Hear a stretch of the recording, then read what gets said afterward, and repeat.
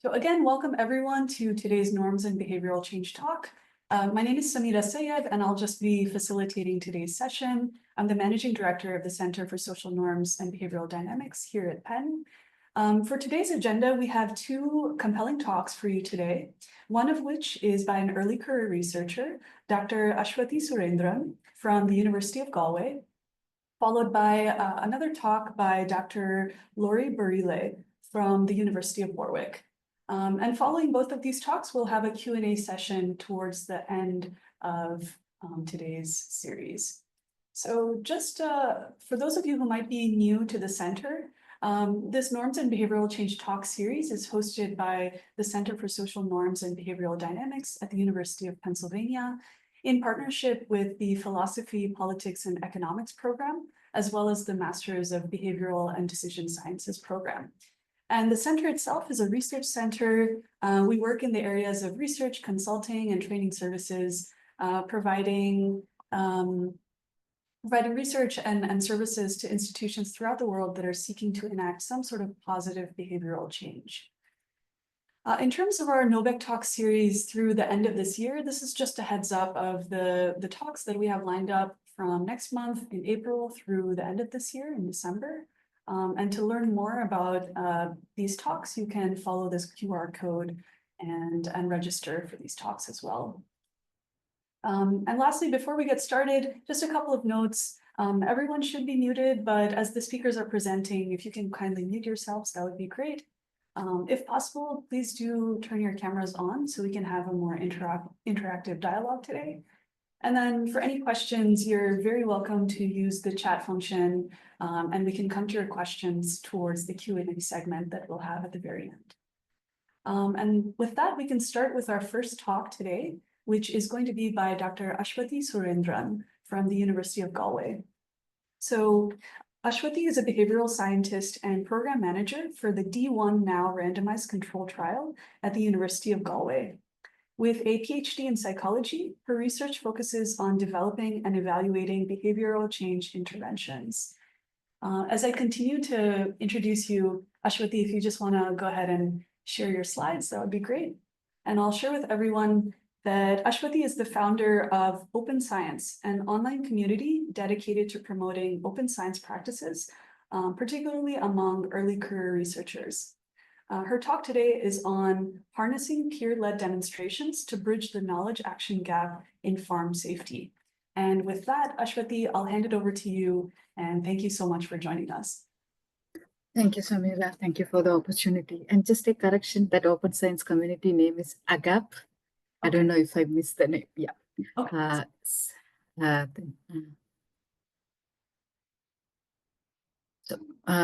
Hello, everyone. Welcome to my presentation on Be Safe for Tractor Operations BTO, harnessing peer-led demonstrations to bridge the knowledge action gap in farm safety. This study was developed as a part of my PhD work, and my work took a focused lens on machineries-related farm safety and farmers' behavior.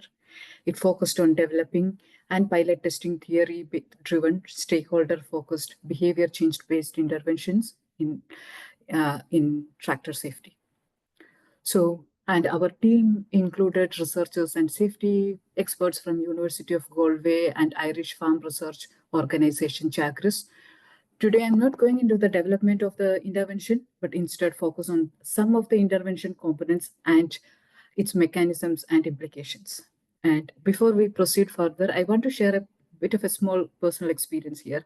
At the beginning of my PhD, I often heard comparison between road safety and farm safety, and since both involve like machinery risks and injuries and fatalities. I tried applying some of this road safety intervention literature to farm settings, but something felt fundamentally flawed about this comparison. That's the time around I came up across the UPenn course on social norms on Coursera. So that course actually helped me, realize an important distinction, the key difference on the lack of social norms or safety norms among farmers. Like in road safety, drivers' behavior is often regulated by law, visible enforcements or social feedbacks. In contrast, in farm safety, in farms, farmers operates in isolation. Farmers work alone without any very few external accountability or reinforcement. Unsafe habits can persist not due to recklessness in most cases, but because of there is no external mechanism reinforcing safer behaviors as the no, or it's that safety behaviors on farms is about doing it consistently even when no one is watching, or even when the external factors like weather or the time is against you. So that which these factors often leads to the regardless of the global effort to make farms safe for decades, farms remains as one of the most dangerous workplace across various countries. And this realization led us to rethink how the farm safety intervention should be redesigned. The traditional, like the top-down information heavy approaches assumes that knowing what is safe translate doing what is into doing what is safe. But research often shows that that's not the case. The real challenge is closing that knowledge action gap, helping farmers to not just learn about the risks, but internalize and act on them in their daily work. Sorry, Ashwati, I was just gonna, we see a comment that, okay, now we can see the next slide. Sorry, please go ahead. Okay, yeah. So today, this opportunity to talk about my work on with this audience is highly exciting for me. And now coming to the background of the study, the development of the BTO guided by the behavior change wheel followed a structured iterative approach to ensure it was evidence-based and farmer-centered, and it is practical to implement. It involved a systematic review, focus group with older farmers, co-design workshops with stakeholders and experts, and a feasibility screening with the Chagris advisory team, and finally a pilot. In the pilot, it tested the feasibility, fidelity, and acceptability of the active ingredients of the intervention and the intervention as a whole in a real farm settings. So when it comes when it comes to the tractor-related incidents, often blind spots play a major role in a lot of injuries and fatalities. Literally, there are like a lot of moving parts when it comes to tractors and its blind spots. So we identified the target behaviors that we can have maximum impact based on these 5 criteria we have. That is about the maximum impact it has, then whether it is modifiable for the farmers, is it acceptable for the farmers regardless of the age group and the farm type, is it part of the existing safety guidelines. And then based on that, we focused on three specific target behaviors. That's where like demonstrate the blind spots of the tractors to family members or co-workers on their farm, mark the zone of visibility around their tractor in the parking space, do a 360-degree check around the tractor every day before they start operating the tractor. And so the objective of the intervention became equipping the farmers with knowledge, skills, and resources to adopt preventive safety behaviors to address tractor-related blind spots at their farms and thereby improving the farm safety. And our intervention involved a 2-hour in-person session with 5 different components, like a peer-to-peer demonstration, facilitated discussion session, safety training, procedure agreement, poster, and a demonstration kit. The quantitative survey and the post-intervention qualitative interview demonstrated that there is a high retention, high fidelity, engagement, and acceptability rate among the farmers, and it indicated that the qualitative interview with the farmers indicated that this intervention is practical, relevant, and responsive to the realities of the farm environment. So more than any other work, I would say. I don't think nothing highlights the potential of this intervention more than this image. Post-intervention, as a part of our qualitative interview, we contacted the participants for online interview. And in the interview, we asked the participants about their progress on adopting these safety behaviors. And all participants confirmed that they have performed the demonstration with their family members or friends on their fields. Green indicate our 17 participants, and blue dot represent the family members or friends who participated in their own home demonstration. So it demonstrated that we trained 19 participants directly, and we were able to reach another 42 indirectly, with a total impact of 61 participants. Farmers' positive experience in participating in these demonstrations, their readiness to carry forward their learning through home demonstration, demonstrated the potential of this model, our intervention model, as a model not just to teach the blind spots, but as a model for teaching farm safety in general, on having like a targeted uh, uh, training sessions addressing different safety behaviors. So what the farmers have told us during the intervention, or why this was highly acceptable and practical for them, was uh, primarily based on the demonstration component of the intervention. So I will primarily focus on this component for today's presentation. So the demonstration included like two activities. One was estimating the stopping distance. So here we asked the participants, the intervention happened on a farm-like setting where we had different tractors, and we asked the participants we invited the participants to the common area. Then we asked the participants to estimate the distance covered by the tractor in 3 seconds at a speed of 7 kilometers per hour. That is the walking speed. Then we invited them to stand where they think the tractor would be in the 3 seconds. And then we showed them the actual distance. Again, we repeated this exercise for the average tractor speed of 25 kilometers per hour and the maximum speed of 50 kilometers per hour. The purpose of this activity was to engage, persuade, and convince the farmers on the risk of having non-drivers near the tractor. And based on the during that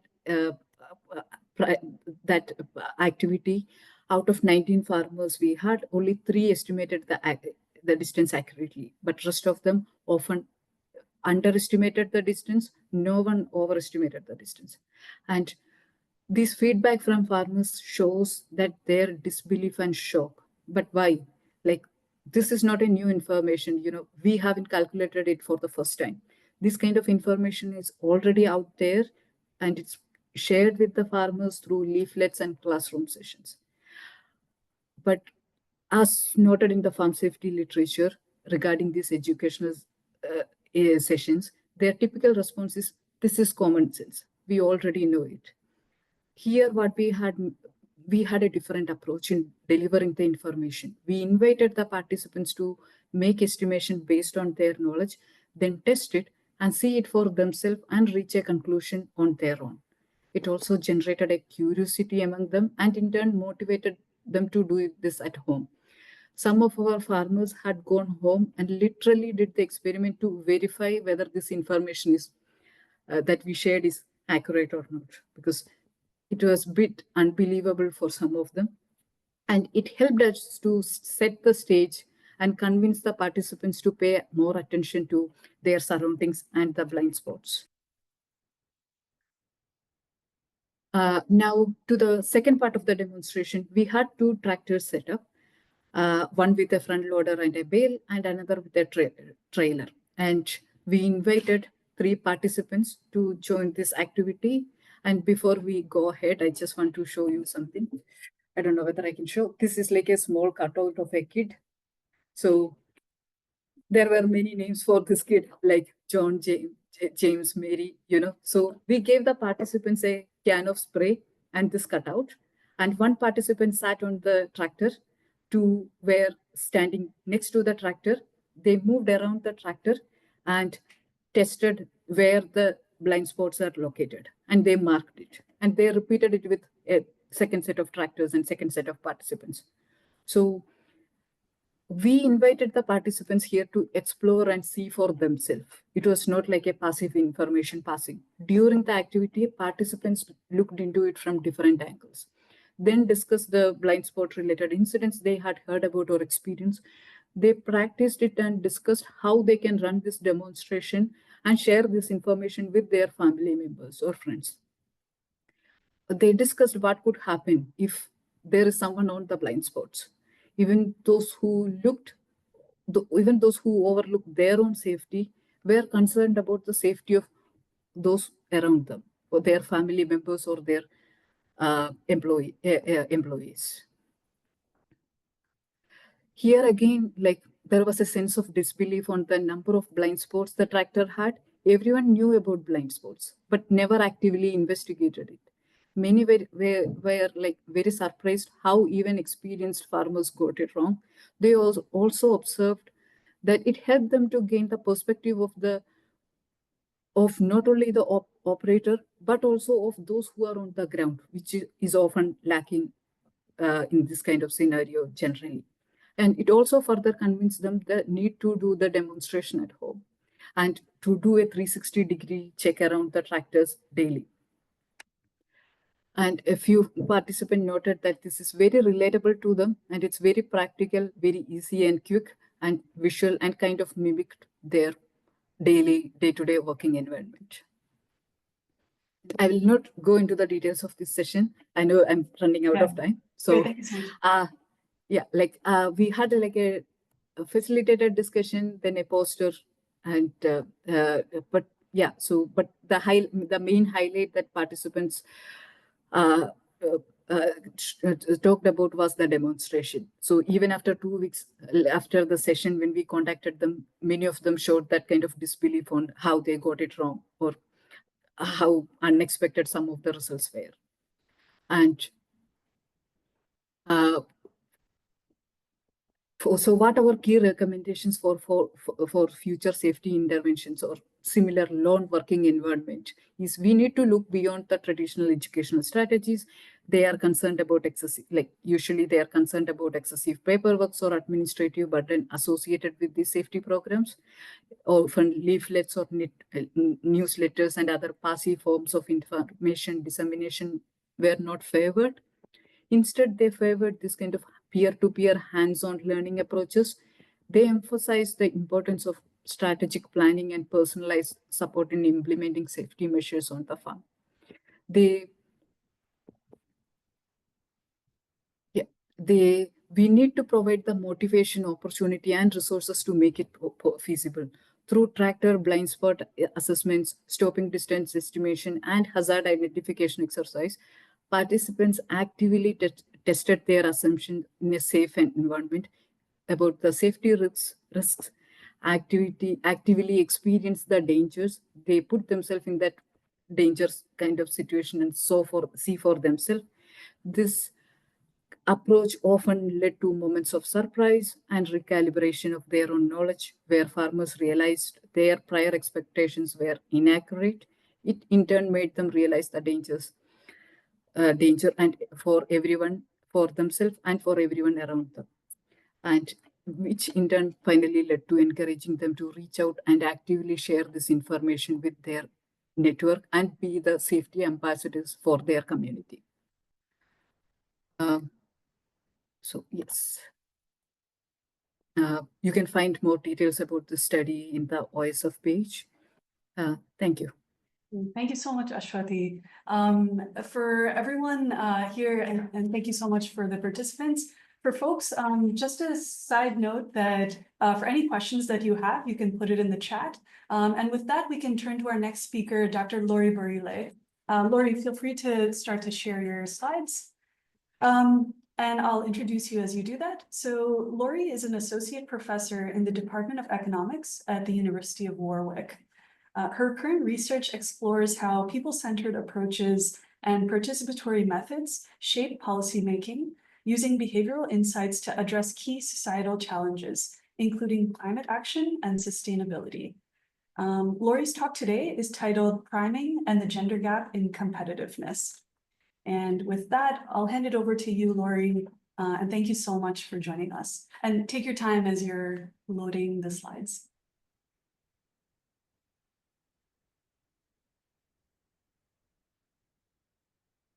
Myself. Okay, so I was trying to unmute myself. Despite we have used Zoom so many times, it looks always the best time. Okay, so yes. I was just going to say, if you're able to maximize the screen, because right now it's showing up as a smaller screen. There we go. Perfect. Okay, so thank you so much for having me today. It's really an honor to present this paper at this seminar series on a topic that is really close to my heart, which is the gender competition gap. Now, as Samira said, the focus on my research at the moment is on behavioral and environmental economics, but I also have a strong interest in gender inequality and the gender competition gap. And the paper I'm going to present today is linked to this particular area here. And I want to start with this diagram here before I present, the paper on priming and the gender competition gap, which is a working paper that I have with Professor Michalis Drobelis. And please feel free to provide any comments, because this is still a working paper, so any feedback will be very much appreciated on the research we are currently developing. So, so what we have in this slide here is basically like a diagram on the Women in Economics Index, which is a diagram provided in one of the latest report that has been produced by the Women in Economics Initiative, and it's been published very recently in 2024. Now, this is an initiative that was born in Germany by 9 European members, but it's grown a lot, and nowadays, I mean, the UK, for example, has its own, Women in Economics Initiative, working together with the Royal Economic Society to try and, increase the representation of women in leadership position, and also collecting data on the status of women in economics in the profession, and that representation in leadership position across the board, so across the public, private, and academic sectors. So what I wanted to sort of highlight from this diagram here is that the representation of women in leadership position, unfortunately, despite the fact that we see some sort of, improvement over the years, and this is what the diagram here is showing, is still, is still an issue, is still a problem that we face, and obviously it has important implications when it comes to decision making, and the decision making process in this across the board. Okay. And obviously, all the kind of implications that this could have on gender inequalities, the gender wage gap, etc.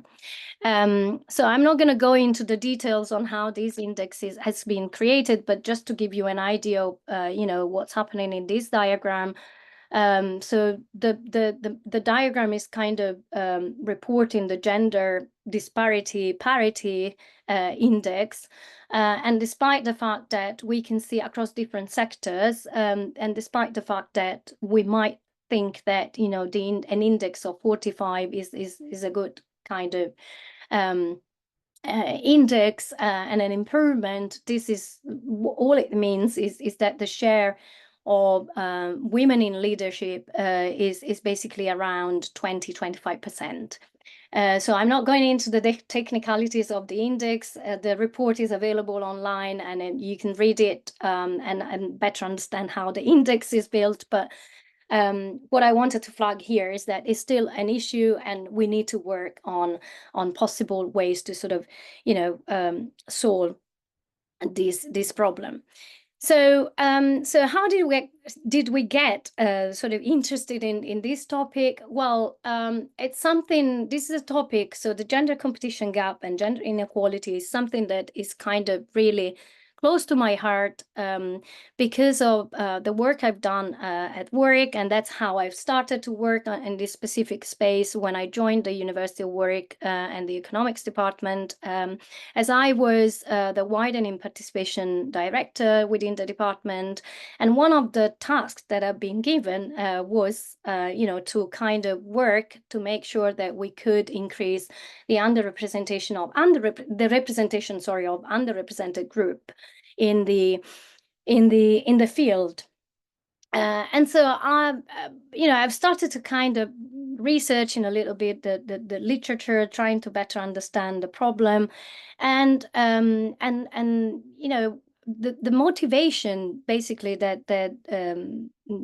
has driven me to kind of focus on priming in particular is basically due to the fact that historically what we have observed is that differences in labor outcomes and labor market outcomes, so gender inequalities, have always been or mainly been attributed to differences in preferences over jobs, or differences in abilities between men and women in particular jobs, or discrimination. But since the seminal paper of Niederle and Westerlund published in 2007, where basically main conclusion was that women tend to shy away from competition, and this seems to suggest seems to have important implication for the career choices and labor market outcomes. So since then, there has been a large experimental literature that has focused on this particular aspect and factor determining differences in the labor market outcomes. And many different solutions have been suggested to kind of close the gender competition gap, and this to sort of incentivize women to compete a bit more as a possible way to reduce gender inequalities in the workplace. Some of them, are some of these solutions suggested, as I've already mentioned before, have been focused on kind of developing, initiatives and creating organizations and recognizing, for example, the role of women in STEM, or recognizing the role and the importance of the representation of women and other gender minorities in leadership positions, and advocating this as a message for many different national campaigns. So in the UK, I've already mentioned the Women in Economics initiative, but we also have a national campaign which is Discover Economics, that is looking at at the problem from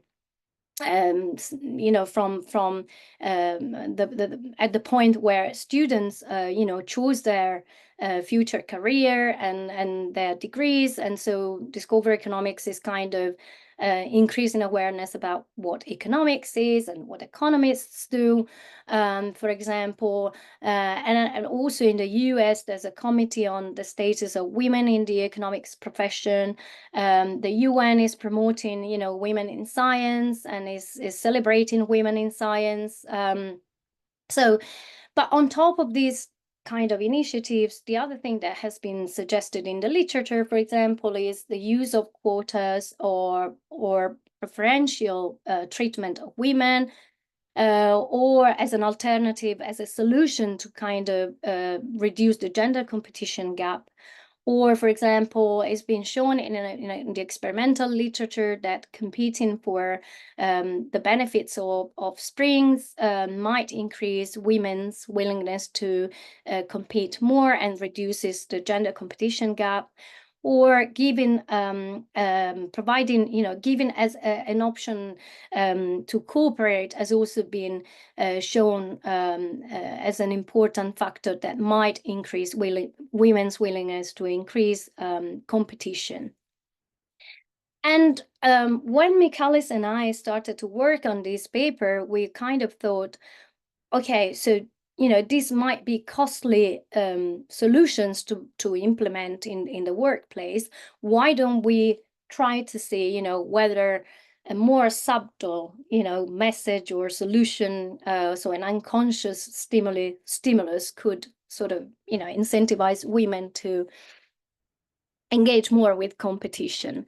And so this is what we wanted to do really in our paper. So we wanted to study the role of priming in closing the gender competition gap, providing additional evidence. So the only paper we are aware of in this particular space is a paper by Balafutas et al., which is priming power as a way to close the gender competition gap, the concept of power. In our paper, we do prime the idea of competition, mainly because we thought by, given that women tend to shy away from competition, we thought maybe if we put them, we remind them about the idea of competition, this might, increase their willingness to engage with competition. Sorry. Okay, so and also, the motivation to use priming as a way to close the gender competition gap, or study priming as a way to close the gender competition gap, was also driven by the fact that priming has been primarily used in the psychology literature, and when we kind of started to work on this paper, we also observed that in economics, priming has been a positive driver of, pro-social behavior, for example. And so we wanted to check whether, even in this context, it could have positive effects. So our main research question was, can priming competition help closing the gender competition gap? And if so, why? And this is what I'm going to discuss in the remainder of this talk. Okay, so the main hypothesis we had in mind were, well, I would say hypothesis 1 and 3 mentioned here in this slide. So in the absence of priming, women compete less than men. So we kind of thought we will replicate simply, other results that we have seen in the literature. But when we prime the concept of competition, we might see that women compete more, and therefore the gender gap will be closed. So in terms of the contribution of the paper in the literature, I think I've already sort of, give you an introduction of the motivation of the paper and the fact that, yes, we wanted to kind of explore this idea of priming, using priming a bit more, as the only paper that we are aware of in the literature is the Balafutas et al., published in 2018. So what we did in terms of the experiment, we used a widely used experiment in the literature in this context, which is that of Niederle and Westerlund. We replicate exactly the same experimental design. Subjects were paired into groups of 2, and the group composition didn't change over the entire duration of the experiment. And we had 3 different stages in this experiment. In each stage, participants had to complete an effort task. And based on this effort task, payment was decided, allocated randomly. The payment scheme was randomly chosen by the computer. And what they had to do in this effort task was simply to add 4 randomized 2-digit numbers and complete as many summations as possible in 3 minutes. In stage 1, participants, which is the piece rate, participants had 3 minutes to solve as many possible problems, and then they received 50 pence per correct answer. In stage 2, the participants entered into a tournament, and basically the subject had 3 minutes to solve as many problems as possible. And in each pair, the subjects with the highest number of correct answers received £1 per correct answer, and the other subject didn't receive anything.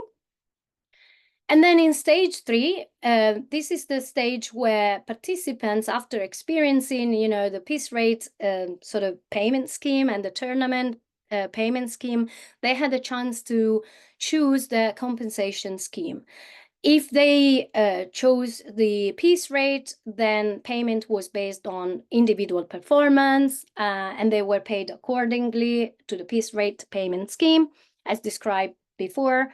If they choose the tournament, then the subjects receive £1 per correct answer if they outperform their partner in stage 2. So in this case, the performance, as in the Nederland and Westerlund paper, was compared not with the participant in stage 3, but they were kind of competing with their paired subject in stage 2.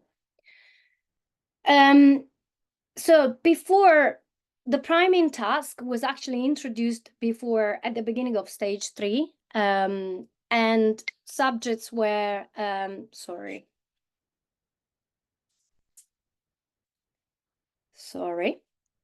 So subjects were randomly assigned to one of 2 treatments. I'm just trying to switch off. Okay, sorry about that. Okay, so at the beginning of stage 3, we gave them the priming task, and they were randomly assigned to 2 different priming task conditions, the neutral prime and the competitive prime. The task of the priming condition was that the participants had to unscramble a sentence with 4 out of the 5 words that were given to participants. They had 15 sentences to form within a specific time frame, which was 6 minutes.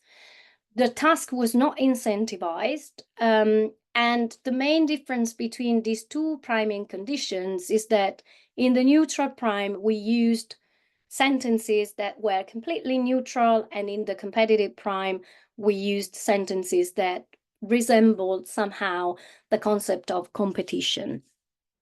And then obviously we had a controlled treatment where we didn't use any sort of, we didn't have any priming task before the start of stage 3. So this is just an example of a screenshot of the neutral prime condition. You see that participants had 15 sentences to unscramble 5 words, and all the sentences are neutral in the sense that they don't link at all to the concept of competition. So I'm just picking up one of them. So the second sentence, for example, they had to make a sentence with the words socks, she orange, he wears, and most of them chose, he or she wears orange socks. The competitive prime, so the main difference is that in this case, the priming condition was kind of, and every single sentence was kind of linked to the idea of competition. So I'm just picking up the third sentence here, which is scored, girl, boy, talented, there, and then most of them just unscramble this sentence by making the sentence the talented boy or girl scored.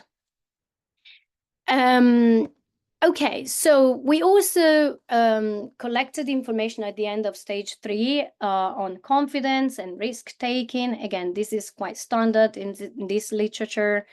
The confidence measure was actually collected by asking participants whether they believed they were ranked first or second in stage 1 or stage 2 of the experiment.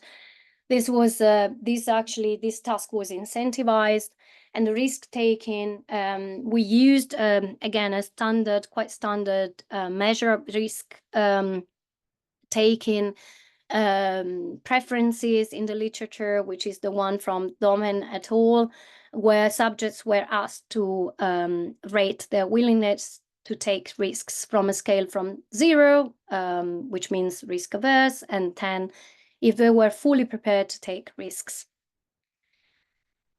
The experiment was conducted at the University of Birmingham. In all, the experiment lasted for almost 1 hour, and the average payment was around £10. And in all, we had 350 participants. This is the overview of the experiment. Oops. Sorry, I'm just trying to see the screen properly. Okay. So we had, in total, in the first treatment, we had 90 participants in the control group. And then for the priming conditions, we had 142 participants in the neutral priming condition and 118 participants in the competitive priming. Here you see the number of subjects per session and also the different number of sessions that we used in the experiment. Okay, one of the first things that we did after collecting the data was to test whether or not there were differences in terms of the performance. So the number of correct answers that they had to do in the real task effort in stage 1 and 2. So before, choosing the payment method in stage 3, because we wanted to rule out the possibility that the willingness to compete was correlated to the participants' performance in stage 1 and 2. And overall, we don't really observe any significant difference in terms of performance, apart from the control group, where we do see that there's some difference in the performance of men and women when there's no priming condition. But again, this is quite a standard results in the literature. So let's focus on the main sort of result of the paper, which is summarized in this figure here. So a couple of takeaways from this diagram here, things to highlight. So what we have here is the willingness to enter the tournament in the 3 different treatment conditions, and by treatment and gender. And what we can see is that, so first of all, we do observe an increase in women willingness to compete when we move from the baseline treatment, so the control treatment, to the neutral and competitive prime. And what we also see is that we do observe a slight decrease in the willingness to compete for men in the neutral priming, but we still observe, an increase in the willingness to compete for men in the competitive prime. So second point to highlight is that, and one of the main conclusions of our paper is that, so it looks like, also looking at the regression results, which I have, but I'm not, and we can discuss at the end of the presentation if you want. I can show you at the end of the presentation if you want.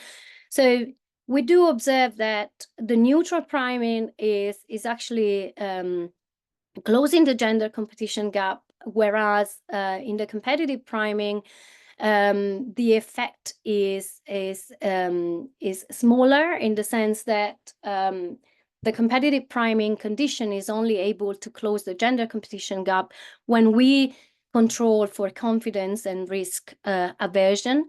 Otherwise, as you can see from this diagram, there is still a gap. It's smaller than in the control group, but it's higher than in the neutral priming condition. So in terms of the main results of the paper, we do observe that females are less likely to enter the tournament, and the effect of priming on male is not statistically significant. But in terms of the effect of priming on female is statistically significant, especially when we control for confidence, risk preferences, and demographics that were included in the regression analysis. And in terms of the effect of priming on the gender competition gap, we do observe that the effects are stronger in the neutral priming condition. So we were actually puzzled by this result, because we were expecting to see the gap closing in the competitive priming condition. And so we started to kind of, look at the data and explore possible explanations for these puzzling results that we have.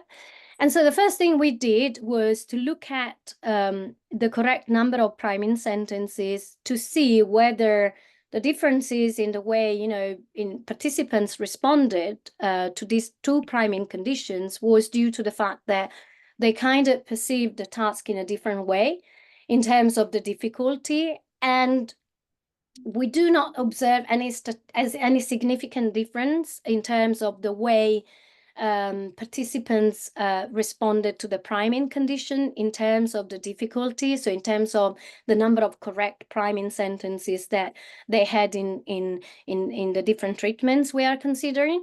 But what we see, and what you can see from this diagram, is that when it comes to the neutral priming condition, we did observe that male were less likely to provide correct answers to the task. And so we wanted to have a closer look at this in the data and explore, possible reasons why they were providing more incorrect answers. And what you have in this diagram here is, and we thought, it might be that male, because the scramble sentence task is a sort of neutral task, if you want, in itself, because it was not incentivized, and it doesn't have a proper, a winner. So based on, the educational and evolutionary psychology literature, we thought it might be that male engaged less with the neutral task because of the nature of the scramble task, which is quite neutral in the sense that it doesn't have a winner at the end, and it was not incentivized. And so we, as a measure of engagement with the task, we looked at the number of incomplete sentences and incorrect sentences. And basically what you have in this diagram is this. So it's the engagement by treatment and gender. And we do observe that male are less engaged with the task when it comes with the neutral priming condition, which is in line with this suggestion with the educational and evolutionary psychology literature, which suggests that male tend to engage less with, since their childhood, with tasks that are less competitive. And this changes in the competitive priming condition, and the reason why this change might be due to the fact that the competitive priming words, so the priming the concept of competition might have outweighed somehow, the neutral nature of the task and the lack of engagement with the task, which ultimately might have, driven them to lose a little bit of interest in the task itself, and then the willingness to enter the tournament in the neutral priming, which is what we observe in this diagram here. a slight reduction in the willingness to enter the tournament in the neutral priming condition. And finally, and I'll stop here with this slide. So the other thing that we investigated was as a robustness check, because we compared a neutral priming condition with a competitive priming condition, we wanted to rule out the possibility that participants in the neutral priming condition, well, the gender competition gap in the neutral priming condition is closed simply because participants are engaging with an irrelevant task, so that is not linked to competition. And so what we have done, we have done a robustness check, so another treatment where basically we test the an irrelevant task, the effect of an irrelevant task, which was given by reading a BBC News article on the crab invading the Mediterranean Sea. So it's a task that is completely irrelevant for you know the experiment and competition. And the expectation was that if we still observe in this irrelevant task a gender competition gap, then it means that it's the priming itself that is closing the gap, and not the fact that people are engaging with a neutral, irrelevant task that is not related to competition. And this is what actually we find in the results. So as a robustness check, the irrelevant tasks suggest that there is still, you know, a gender competition gap, and therefore this suggests that it's the priming itself that is closing the gender competition gap. And this is one of the main, obviously, message and conclusion of the paper, and I'll stop here to open the floor to questions. Thank you. Thank you so much, Lory. And again, we open it up to everyone. Please feel free to, you know, either raise your hand. I see a question from Don. Just before we come to Don, Christina, in case if you have any question or comment, let us know before you go to class. I have time. Let's listen to other people. Okay, great. Don, please feel free to go ahead. Thanks very much, and thanks, Lory, for the talk and reporting on the experiment. I just want to invite your reflections in light of this work you've been doing on an assumption the literature following NV has pretty much all made, and which you seem to be making too, which is that in these experimental conditions, we assume that competitiveness is something that it is sensible for people to value or to want to pursue, and I think that's very questionable. So I'll just briefly mention a paper I'm on, which is forthcoming in JPE, where we ran an extensive series of experiments, including a replication of NV, which had a couple of special properties. One of which was the subjects had genuinely cognitively difficult tasks. They were Raven's matrices, and they had some easy ones, but they had some very difficult ones as well. And secondly, quite substantive incentives. The subjects had quite a lot of money on the line, including quite a lot of money on the line when their confidence was elicited. So they did an incentivized confidence elicitation with substantial rewards. And cutting to the chase, in our NV replication, the women took home substantially more money than the men. They certainly competed less. They competed less to a greater extent than they did in the NV experiment, but they also took home substantially more money. And of course, there's various complications I won't go into, but we feel quite entitled in the bottom line conclusion of our paper to say, if someone was taking this experiment as evidence for what one might want to do or not do in workplaces or in educational settings, the lesson seems to be the intervention should be on the men, not the women, right? The men are over competing, and in our experiment, costing themselves a lot of money. And it's reflected, in fact, in the fact that the women's confidence judgments. By here, I don't just mean I am confident or I'm not confident, but rather, does my confidence level track the range of my performance variation in these tasks of different levels of difficulty? So are the women accurately assessing themselves, much more so than the men, and consequently they sensibly didn't compete so much and therefore didn't throw away lots of money? So this has made me, these experiments and this design have made me skeptical about the claim that we should be necessarily thinking about women as undercompeting. Obviously, we still have the social problem of gender pay gaps and glass ceilings and so on. But I wonder whether we're just assuming that reflects some kind of more basic or granular behavioral bias. Okay.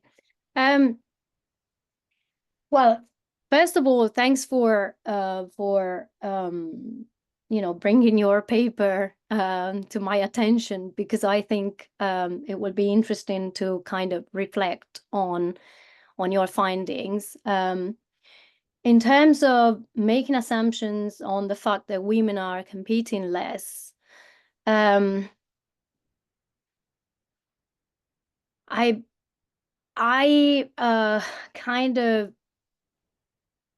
not making an assumption here, okay? I'm not making any assumptions. And actually what I wanted to see in my paper was exactly the opposite when we primed the concept of competition, for example. I guess there's also an element or, context, and, it's one of probably the limitations that we have in these experimental experiments, right? So that the fact that we cannot always generalize, our results, and maybe if we replicate exactly the same study in a different place, we might end up with a completely different conclusion.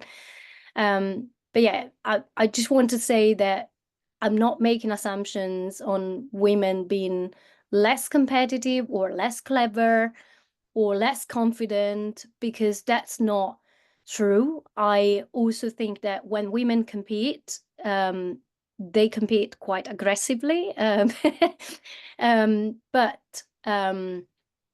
I mean, this is what we find in our paper, and I think it's a well-established result in the literature that women tend to engage less with competition. Yeah, just to be clear, what I meant by an assumption, I didn't mean an assumption in the sense of an assumption that guided your interpretation of your text. I meant there's a motivating assumption in the literature. That we're addressing a policy problem, that we may address a policy problem that may arise from women under competing. I mean, the literature is full of that rhetoric, right? That's what I'm questioning. I think there's a reason to believe that rather men overcompete, and in fact the glass ceiling phenomenon may reflect that the workplace rewards inefficient behavior. The workplace is rewarding behavior society would be better off without, namely over competition. So that rather women should, it's at risk of glibness, women should just carry on as they are, and it's men who need to fix their act. Okay. Great. Thank you, Lory and Don, for that. Christina, I see your hand up. Please go ahead. Yes, Lory, thank you so much. It's very interesting. About this original study, women shy away from competition, what sort of measurement they have, because, often maybe women shy away from certain job choices because they think they will not be helped there, et cetera, and so it's not necessarily a psychological thing, but it may be a rational choice, So I don't know what sort of measures there were, but and the priming story may be in the end related to that. But I have a question about your experiment, which is very interesting. Okay, I noticed that in the priming question, one can choose between a he or a she. Yeah. Okay. And so I am curious to know those women who choose the treatment, okay, what's the relationship? Is there a correlation between, choosing more she, subjects in those, some competitive sentences? And if there is there also a relationship between the measure of confidence, because you measure confidence for everyone, the kind of priming answer, and then the choice of, the tournament story? Yeah, that's another really good point. Thanks for asking this question. So we did some text analysis to check whether, how subjects reacted with the he, she, or boy, girl, and their willingness to compete. So if the use of the words in the sentences was kind of affecting their willingness to compete, but we didn't find any correlation, and so we stopped there. So so I think you had a second point related to this correlation, but we didn't go ahead with the analysis because basically we didn't find any correlation. Interesting. Thank you so much. I have to go teaching. I have to leave, and I want to thank you. A wonderful talk. Thank you. Thank you, Christina. Thanks a lot for having me. Thank you so much, Christina. Folks, we still have a little bit of time in case there's other questions, whether for Lory or Ashwati. Please feel free you can open up your mic, raise your hand, anything like that. Do we have other questions from the group? Okay, I think maybe we have come to a place where we're good. Maybe I'll just share one last screen. Lory, if you're able to stop. Oh, yeah. Sorry about that. No, you're fine. So just for everyone, I'll share this one last note that, well, first of all, Lory and Ashwati, thank you so much for your contributions to this series. And just a note for everyone that the recording of today's session will be available later on our YouTube channel. We'll also share it out back to the group. And then last but not least, this is just a heads up on our upcoming talks through the end of this year. Our next talk is on Thursday, April 3rd, again at 1 p.m. EST. We look forward again to everyone's participation. So with that, we can wrap up. Again, Lory and Ashwati, thank you so much. And looking forward to seeing everyone participate next time as well.